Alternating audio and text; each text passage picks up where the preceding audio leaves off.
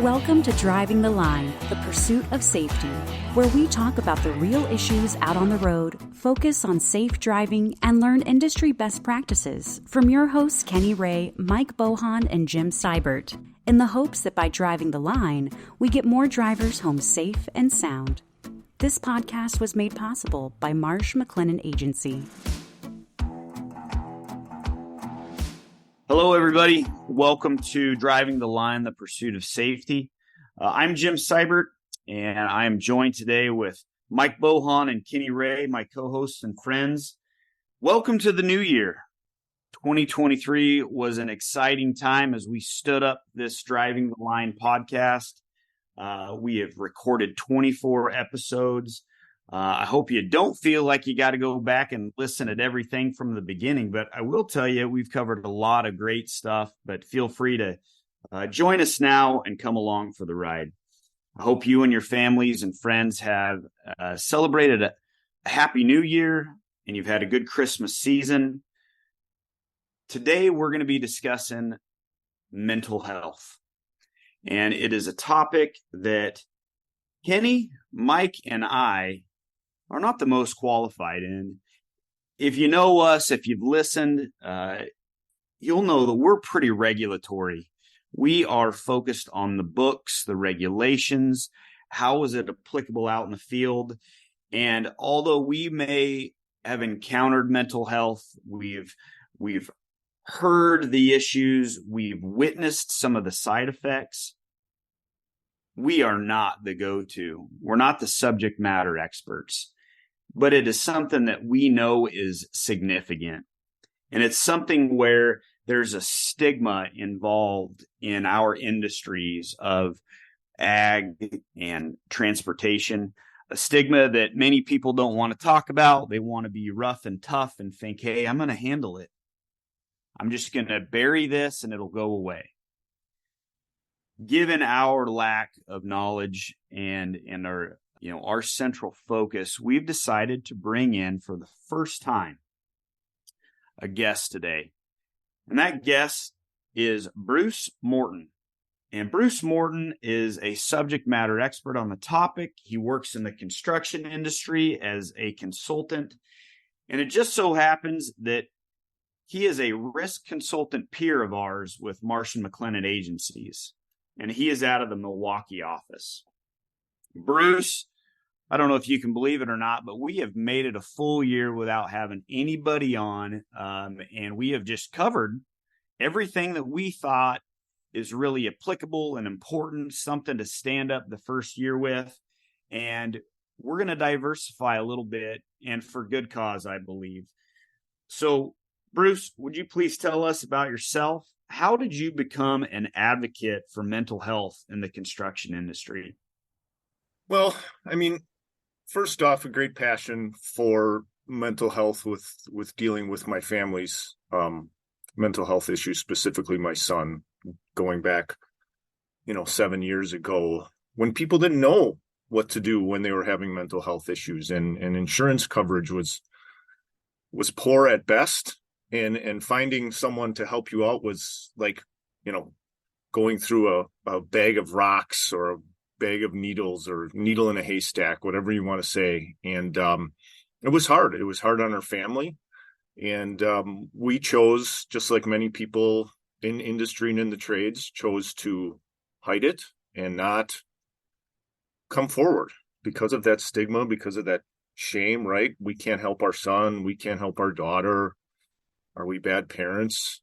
And one day our workers' comp manager asked me to share my story, and I never had. I only had a few people in life and at work that knew about it, that trusted circle.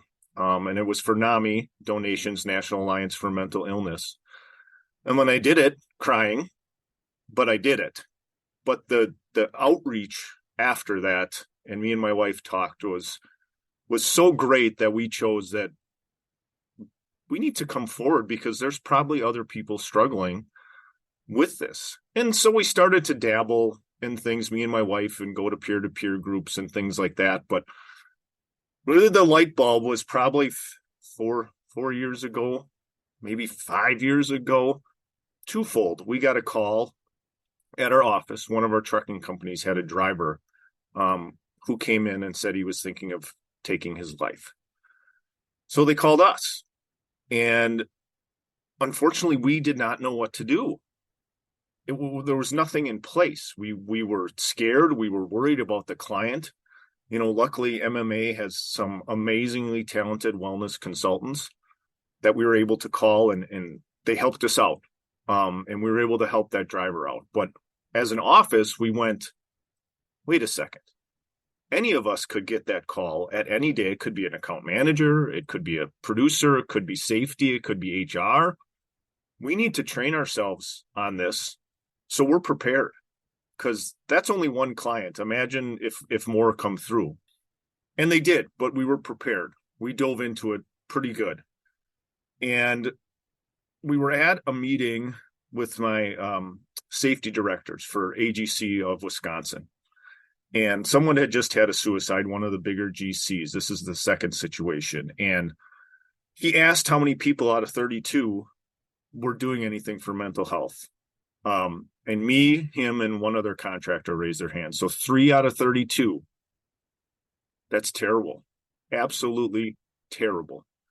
So we started a task force within that construction industry and started meeting every month and just educating ourselves over and over and over and finding resources that were buried.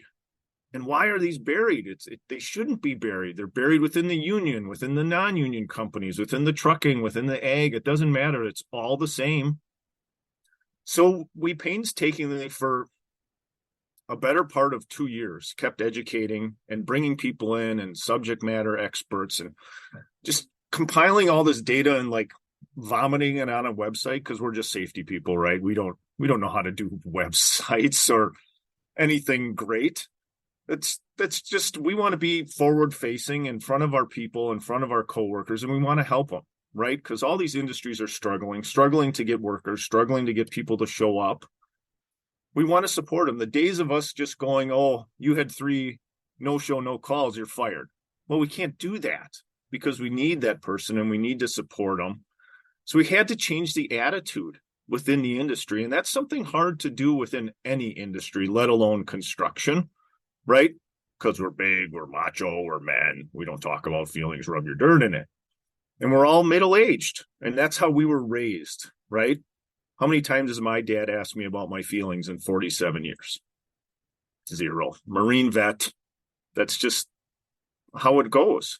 So when we really dove into it, we realized that the industry was struggling and we didn't know how to talk about it. And the only way we thought would work would be forward facing and brutally honest, because then you can't beat around that, right? Well, as we go through, we're hearing of more suicides. One of them is one of my board members and someone that I mentored. His company got rocked. And they were helping him. They had his brother involved. They had him in the employee assistance program. They were giving him time to have therapy. But he chose, after having another issue, that it was either jail or that. And he chose the latter, which is terrible. So that one really got us thinking, okay, we need to do more. And he came forward to me and he's like, you know what? My company has this money allotted for mental health. They want to give it to us, but we have to start a nonprofit. So we did. We went through the process. It was horrible. Luckily, my wife is smart. And she got us that nonprofit. And we took that money and started doing, technical meetings and reach outs. And every time we had a meeting, sold out. 30, 40 construction professionals, supervisors, foremen, HR, safety, you name it. They want to feed off of that and they want to help.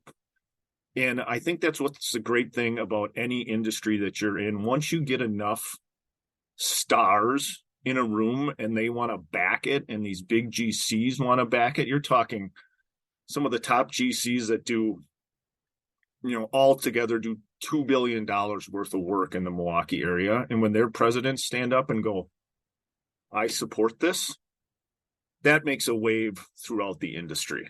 And it's just unbelievable. I think you gave us a lot of information to chew on at the beginning there. You said so many things that really resonated with me. And that final comment you made is it's really impactful. When the GCs, when the top dogs started standing up and saying, this, we are going to make this a priority. Like, I'm putting my flag in the ground. I am willing to stand on this mountaintop and say, we're going to address this. Kenny and Mike and I, we preach that all the time, only a different item, right? It's, hey, safety, regulatory compliance, that employee care, like, it's got to start at the top. If it's not a directive driven from the top down, then it's going to be, hey, this is the next fad.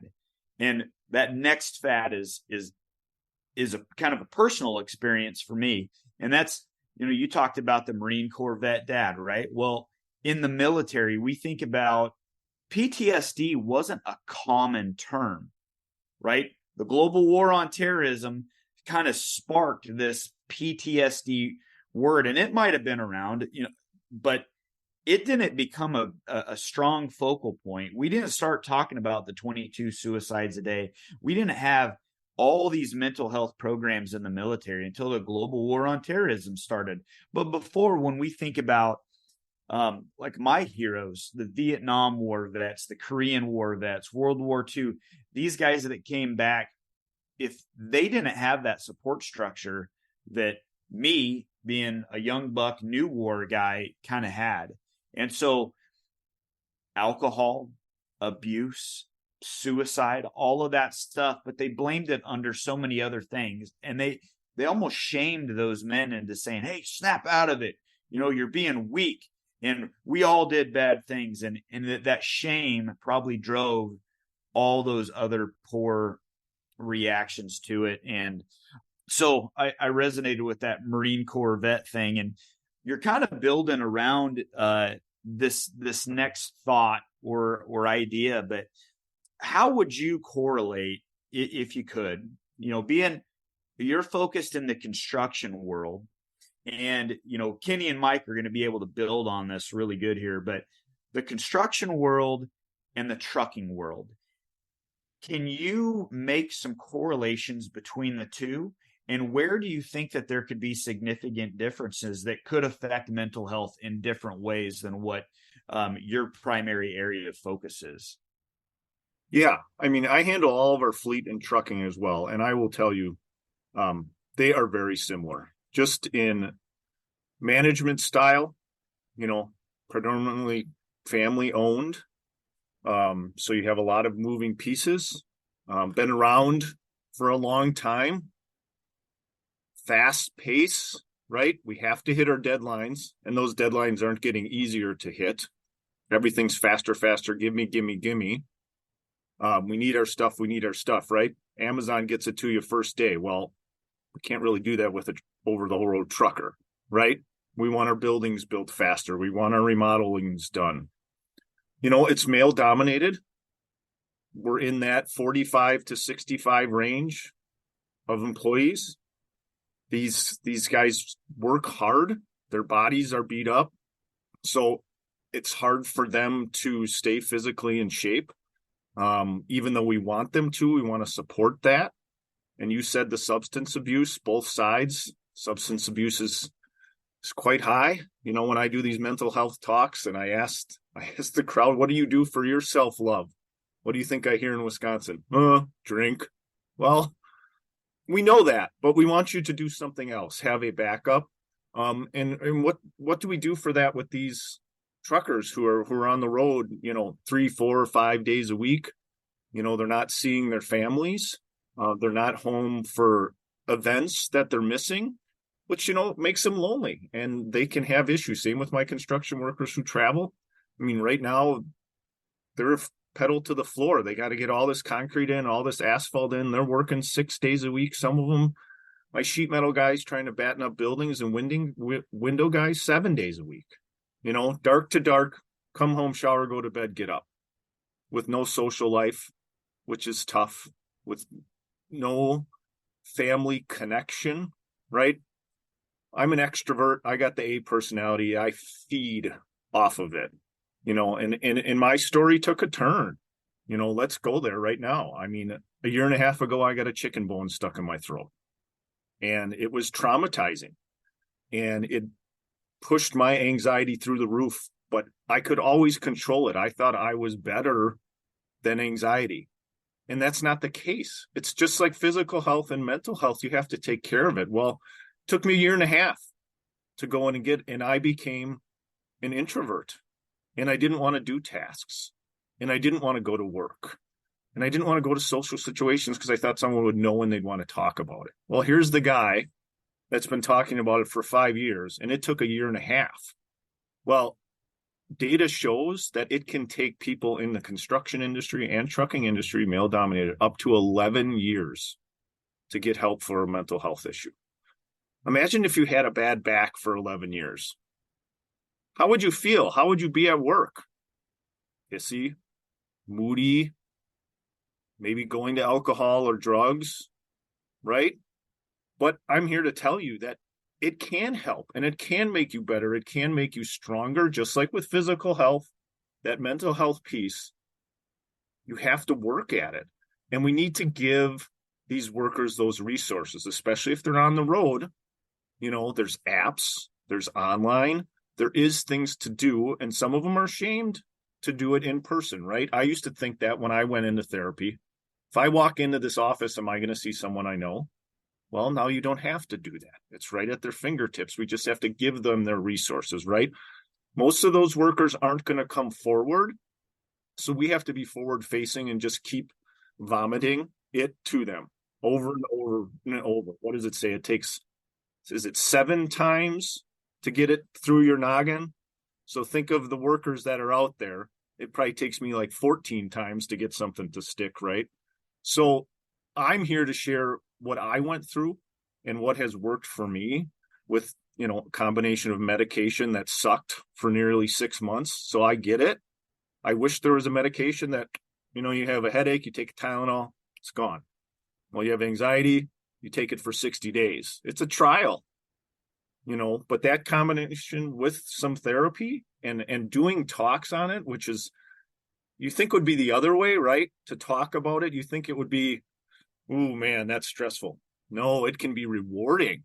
I'm doing these talks with my friend and trainer, Kat, and she's battled a lot of things. And we just had a great one yesterday. And it was just so rewarding having people come up and just thank us and just saying, like, I'm so glad there's people there for you. And we can do that for our workers, right? We can build mental health teams, or Bolt Company here calls it the Gatekeeper, and Myron in town calls it, I forget, something else. But we put the stickers on our hard hat or on our phone so they know that it's a safe place.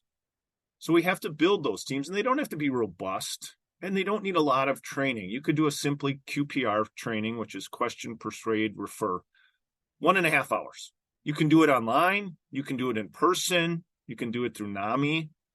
But just giving them that information, or that sticker, or that magnet, or that coin. So if they are feeling that, they can just make that call and talk to someone who cares, who wants to, especially being on the road, right?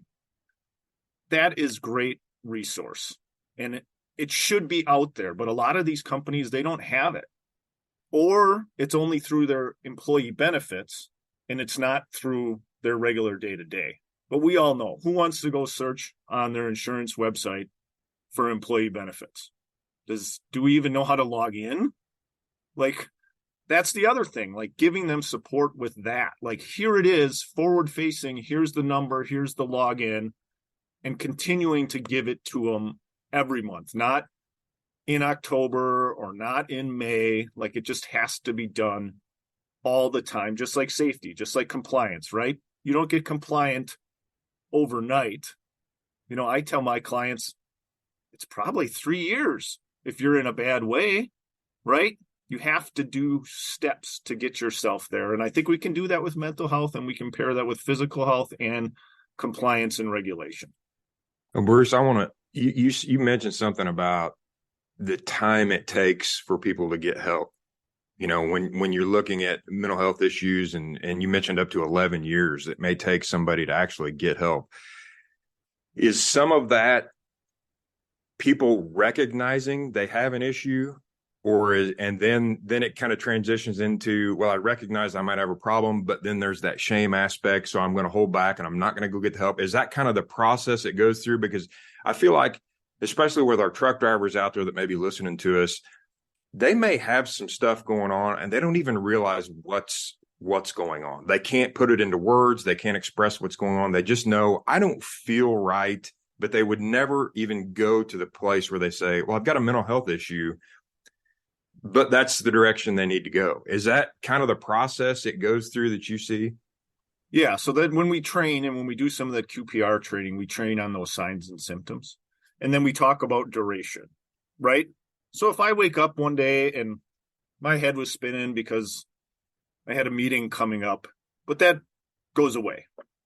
That's just situational. Like that can happen, right? We get nervous. But if it's day after day after day of those same feelings, that anxiousness or not wanting to get out of bed or not wanting to shower or keep themselves together, not wanting to talk if you're an extrovert, not wanting to be social, or if you are an introvert, this is the weird one, suddenly now you're an extrovert and you're taking chances. You're doing things that are outside of your scope. Like an extrovert wouldn't be like, hey, Bruce, let's go bungee jumping. My friends who are introverts, I'd be like, wait, that's wrong. Like when they noticed that I didn't want to do social things, they're like, well, that's different. Showing up late, abusing drugs and alcohol. Those are the symptoms that we have to teach them that, hey, this is a little bit different. And I noticed that with me as well. It was off and it wasn't jiving. And the problem is when they're on the road, if they don't know where to go or where to get help, they're going to keep postponing it, right? Or a lot of them have come forward and no one helped them. How many times would you come forward if you weren't feeling good and then no one helped you? 1, 2, maybe 3. But after that, you're like, well, I just got to deal with it. And especially if they don't have, family support on the road, or maybe they're single. A lot of these workers are single and they don't have maybe that support or what I call like an inner circle, someone who you can go talk to. And then let's just talk about it. Insurance sucks. It does. I mean, these high deductibles, my therapist is $325. Hey, well worth it. I'll pay that money to make me better. But you think about it, if they're going check to check, you don't have $325. You don't have $175. And if it's not covered up to that high deductible and you're spending $3,000, $5,000, $6,000 a year, that's a lot of money for these people. So that needs to be changed. But if we can get them those resources through that employee assistance program, usually there's some freebies in there to get them started. Or if we get them to use some of the, the National Suicide Prevention Hotline numbers, or the 988, or here in Waukesha County is a 211, or go try out those free resources within their county. Like in Waukesha County, we have them. Like people in my class the other day were floored that you could just walk down to the building by the courthouse and they had people there waiting that would give you a free assessment. At least that's a start, right? It's something moving forward. At least then you're like, oh, like one of my friends, her daughter was having some issues and they finally got in to get an assessment. And then as parents, they were like, oh, that's what it was. Like you get that light bulb moment. And that's what we need to do with these people. So they don't feel that they don't have a place to go. Right. And most of them don't know. So they're not going to go. Luckily I do, and I can help people. And that's part of, what we're trying to do through this nonprofit, through this podcast, is just show people that there are resources out there. They are available. They are free. And there's people that want to help behind these numbers. All of us talking on this, we spend a lot of time on the road, and there are certain things that truckers that they're putting in serious miles. I saw some reports the other day that there's $700 billion worth of goods delivered daily across the United States. And these truckers, they face stuff that we, as the small vehicle cruising up and down the road and short trips, they face time pressures, that social isolation, disrespectful treatment. Sometimes I get stuck behind too going up a mountain, and it drives me a little bit insane because we're battling in that 0.5 mile per hour range. The stress of poor weather driving hazards, traffic issues, the limitations of the equipment, and this latest one, violence or fear of violence, depending upon where they're crossing through the country. And you just made a couple statements that made me think of their day in and day out. And you talked a lot of them about being single, and then that money pinch, right? I'm a 2-worker household income family, and we're raising 2 kids, and I feel that pinch. And you just said insurance, it ain't cheap, right? And then we've got copay.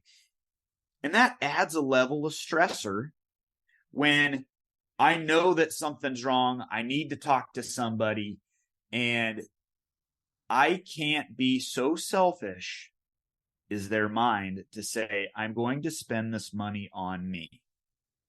And that adds that whole other level of that mental burden to them.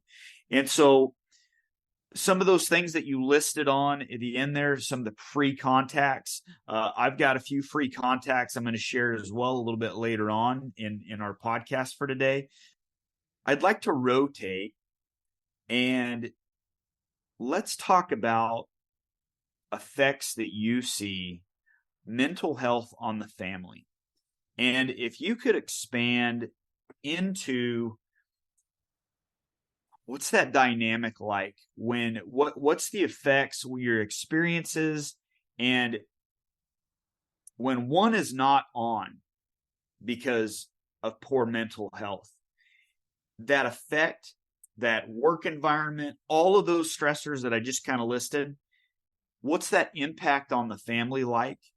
And because at some point, the mental health of one is going to start to stress the mental health of the family unit. So could I have you share your thoughts on that? Well, firsthand experience, with my son, it rocked our family. We were on pins and needles. We were worried that the school was going to call. Every time that phone rang with the school number, panic. Every time that cop non-emergency number, panic. Every time we went anywhere outside of the house, me and my wife were on just the highest of alerts because of his behavior. And it wasn't fun. It drove both of us way deep down. I ran myself into the ground for years. I weighed 185 pounds. I leaned on alcohol. Not good. My wife had issues. Her anxiety got bad. She had to go in and get medication. My daughter, the same. It was pure trauma trying to keep the family together. Luckily, I had some people that I knew that were able to help us. But those 15 months when he was gone, we had to re-identify us as a family and what we needed to do for ourselves, that self-love. And we had to lean into the program because if it didn't work, we had no other choice, which is scary. So we probably cried like every night for the first 3 or 4 months.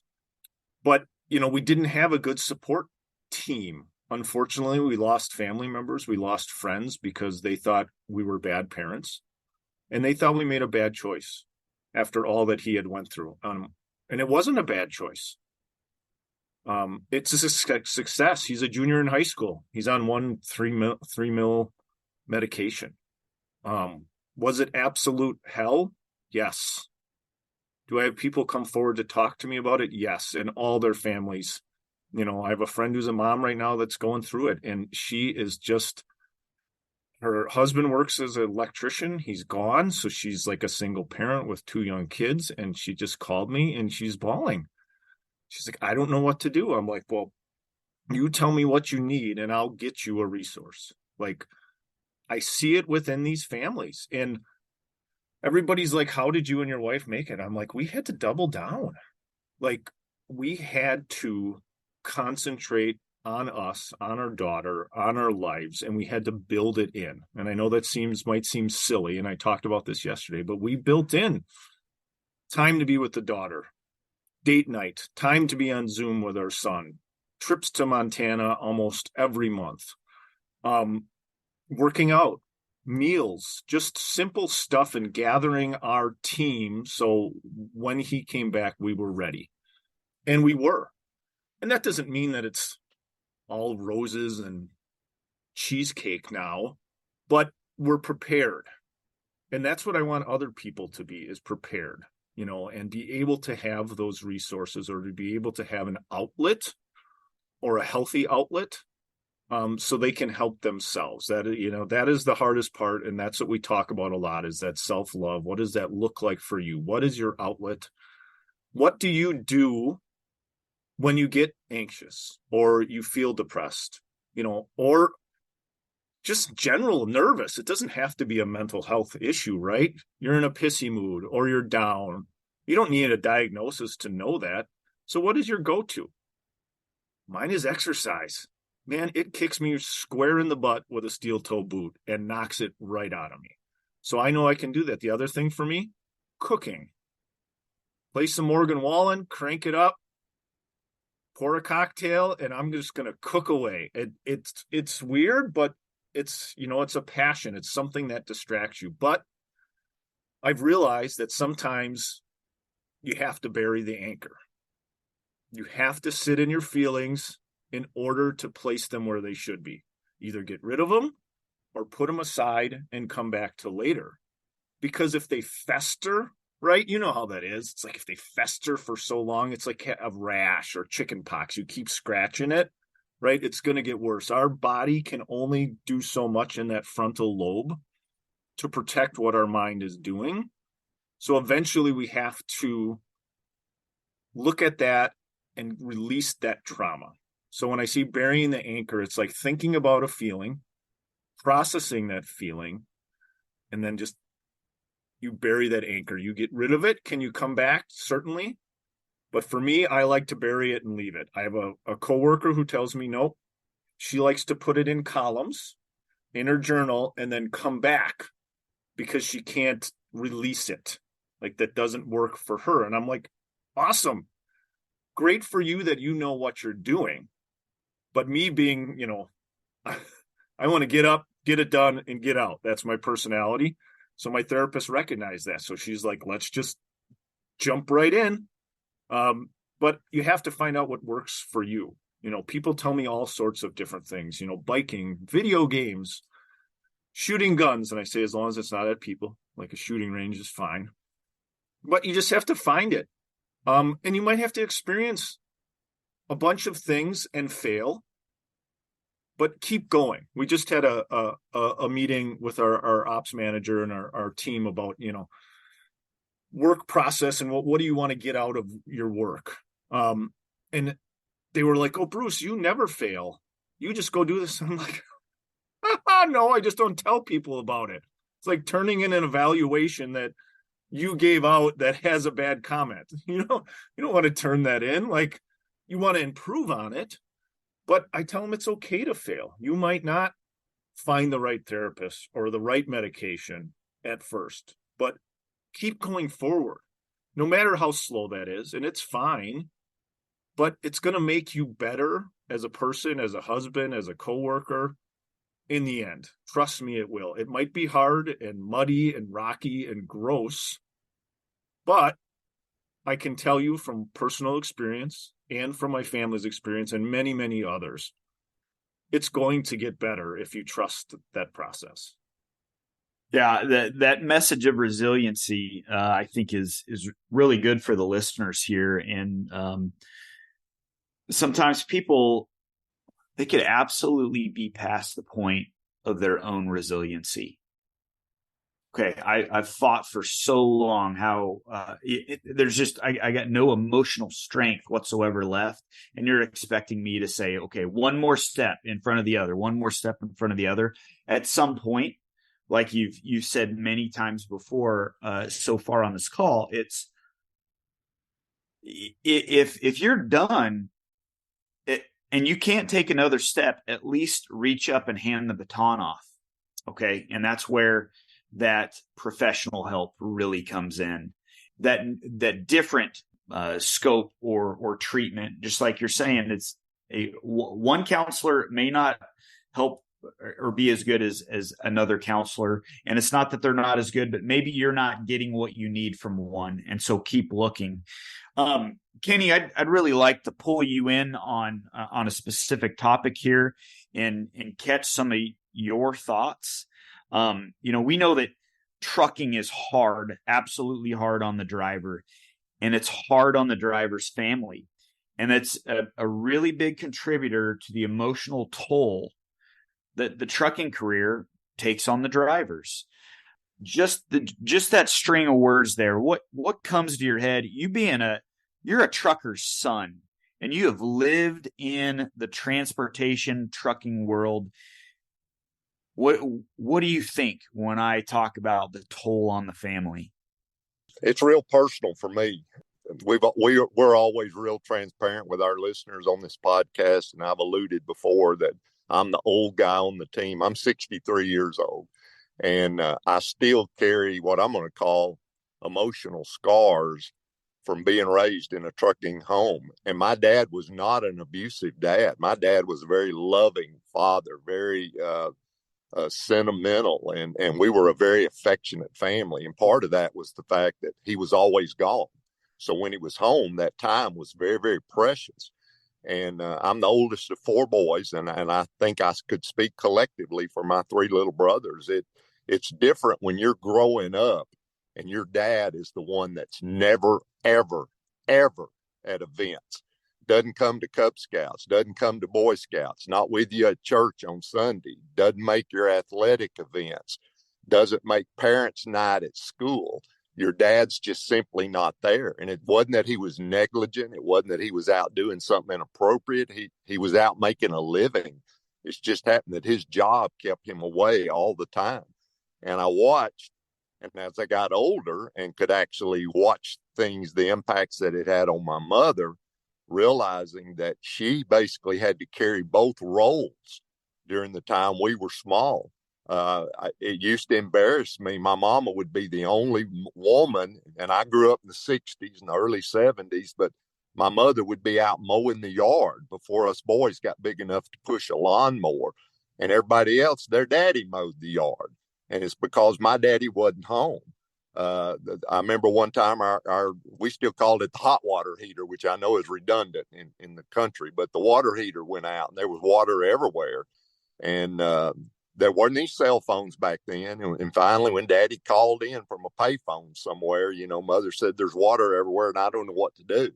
And he was 2,000 miles from home, and it was things like that. The car breakdown and she couldn't call him because, we were in Texas and he was in Washington State or whatever. So this being away from home is a huge, huge stressor on these families, not only the driver, but their families, their family as well.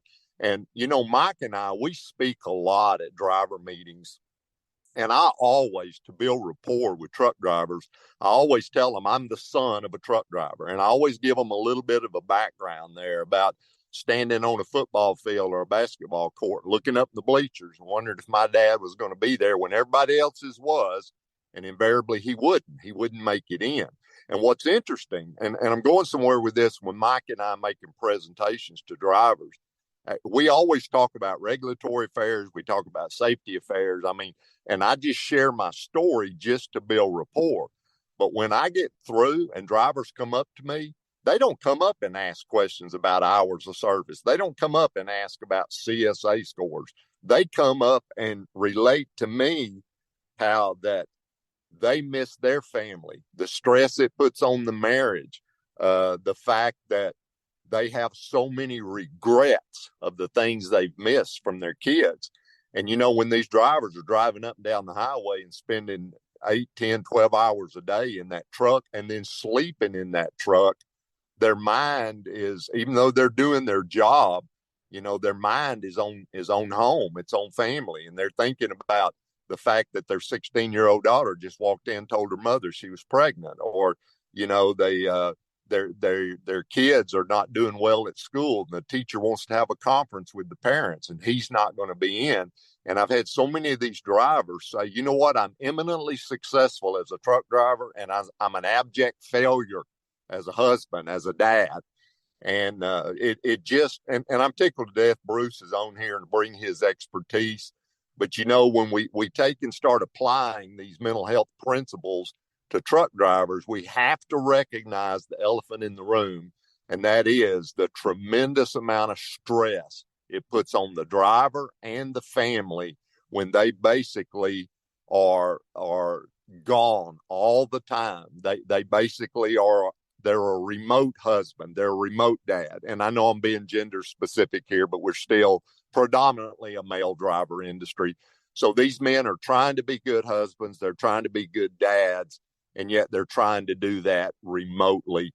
And that's one of the unique factors about the trucking industry that makes it a little different than a lot of other jobs, is that these men are dealing with these stressors and they're always a long, and however many long you want to put in there, away from home, away from their support system, and doing it by cell phones just not the same as being there. So thank you for letting me share that and for being able to give a shout out that my dad was a good dad. He loved his boys. He loved his wife. And I say past tense because my dad's already in heaven now. But I'm going to just tell you, I'm 63 years old and I still carry some of the scars of growing up basically in a single parent home, even though my parents were married my entire life. So thank you for letting me share that. And Kenny, I'll just follow up with that because we've said on this podcast before, we spend a lot of time on the road. We're on the road every week. We spend a lot of miles. We only touch about half of what a truck driver would do when it comes to miles, though. We're typically home every week. A lot of these truck drivers, they're out 2, 3, 4 weeks at a time before they get back home, that kind of stuff. But the other side of that, just as a dad, you know, not running the miles a truck driver does, not being out like they are, but being gone. When I've been traveling a long time for my job. And when my boys were growing up through grade school, middle school, high school, I was on the road a lot. And I have lots of memories about what Kenny was talking about missing certain things. But I have this one specific memory where I was actually up in Wisconsin. I was working with another guy up there. And I remember walking around the parking lot of the hotel that I was staying at for about 2.5 hours. I was on the phone with my dad, who was at one of my son's football games. And he was just giving me play-by-play of what was going on. He was just telling me, well, here's, you know, this, we're on defense and this kid made this tackle or whatever. And that's, you know, that just stuck out in my mind. It's like, yeah, there was a lot of stuff that I missed, and I'm not even coming close to touching what our professional truck drivers are out there doing when they're on the road, and how long they're gone, how much they're missing, the type of stress that's on their families. I feel like I've kind of scratched the surface and touched that, because there was a lot of stuff that I've missed over the years, just as a dad that has to travel, working on the road a lot. I did my best to be back at as much as I could, but that's something that, is not only stressful, as Kenny was talking about, on the family, basically, my wife was a single mom a lot because she had to take care of everything while I was gone. But that person that's out there on the road, that driver, that's, for me, that would be a significant amount of stress on my life. That was one of the things that stressed me out over the years through me traveling, was having those feelings like I'm not there like I should be, or I'm letting my family down in this way. I should be helping my wife with this. I'm trying to raise young men to be, to be strong and to be what they were meant to be. And yet I'm gone a lot. And there's a lot of thoughts that go through your mind when you're out there on the road, and these guys are driving these trucks. They're hours and hours and hours, and they're just alone with their thoughts, and they're thinking about all this stuff about what's going on at home and that kind of thing. And that's tough. And I know it's tough on those drivers. So, I appreciate Kenny's story, and Jim and I have known this about Kenny just through conversations we've had with him about, what his life was like growing up as the son of a truck driver. But, we have to look at that both ways, the stress that's on the driver and then the stress that's on the family, for sure. Jim, I want to tell one other thing, and then I'll yield back to you and Bruce sharing, but you've been through one of the classes that I've used my story before about my dad, and I show a picture. I have a picture of my dad from 1977, the fall of 1977, which was my senior year in high school. And my dad actually made it in for senior night at the football game. And I've got a picture of me in my football uniform at halftime. My little school in East Texas, the last game of the year, the seniors and their dads got introduced out on the 50-yard line of the football field. And I had feared that Daddy wasn't going to make it in. And in fact, one of my coaches had already told me, he said, I'll walk out there with you. But my dad made it in. We came out of the field house, and my daddy was standing out there with the other seniors' dads. And I share that picture always as part of my story when I'm talking to truck drivers. And where I'm going with this, I grew up in the 70s now. So imagine, I had long hair back then, and people that know me now, I'm bald, okay? And but there's a picture of me with long hair, and my daddy was a 70s, 60s. Well, he started driving in the 50s. So the 50s, the 60s, the 70s, and the 80s. He drove 40 years. But he's dressed like a 70s style truck driver. So you look at the picture, and it's funny because I got long hair, and my dad's wearing very dated clothing of that era for a truck driver. And yet every time I show that picture with truck drivers, I expect laughter when they realize that's me up there with that John Travolta hair, and yet the room gets deathly quiet. And the reason is, and they come up again afterwards, and invariably they say, and their voice will break. These are big, strong, masculine men, like Bruce was talking about, these construction workers. These are men's men. And they'll come up and their voice will break, and they'll say, and it's hard for me to even talk about it right now. They'll say, I relate to that picture of you and your dad because I've missed so much stuff of my kids. And then they just start rattling it off. And I want to tell y'all something, and I know our listeners are primarily in the trucking industry, so they'll already know this. But anybody listening to this podcast in the future that's not intimately familiar with the trucking industry, I want to challenge you to do something. Now, we're already in the new year. 2024 is on us. But next year, at any major holiday, you go on Thanksgiving, you go on Christmas, I want you, whatever town you're in, make a loop through the parking lot of a truck stop on Christmas Day and look how many trucks are sitting in that lot, and you'll see smoke coming out of the smokestack, which means they're idling. Those men are in those trucks. You're at home with your family celebrating Christmas. They're 1,500 miles away from home in the sleeper of a truck because they couldn't get in. And you talk about the kind of stress. You imagine a house full of little boys or little girls waking up to Santa Claus, but daddy's not there. He's in that truck somewhere because he couldn't make it home. That's the kind of stress that's in this industry we're in. And that's why we need to figure out, and why we have Bruce on here to help us figure out what are ways that we can help these professional truck drivers that our entire economy depends on be healthier from a mental and an emotional aspect. So I just want to challenge the non-trucking people that listen to our podcast. Circle through a truck stop parking lot on Christmas Day and see how many trucks are there, and just realize none of those men, not a single one of them, made it home. They're spending Christmas at a truck stop with a bunch of other truck drivers. It'll break your heart. It's what it'll do. It'll break your heart. Gentlemen, I appreciate your time today. We are closing out part 1 of this 2-part mental health in the trucking industry podcast. And I don't think I could have picked a better spot. Thanks for listening, folks. Please come back and listen to part 2. We're going to be talking about recognizable symptoms, some more available programs, some freer programs, and standing up company programs and what success might look like for you. So for those of us with Driving the Light, the podcast that is always in the pursuit of safety, thank you. Have a safe rest of your day. That's all the time we have for this episode of Driving the Line, the Pursuit of Safety. We hope you enjoyed our discussion, and thank you for listening. You can rate, review, and subscribe to Driving the Line, the Pursuit of Safety on Apple Podcasts, Spotify, Google Podcasts, or any other app you're using. You can also follow Marsh McLennan Agency on LinkedIn, Twitter, and Facebook.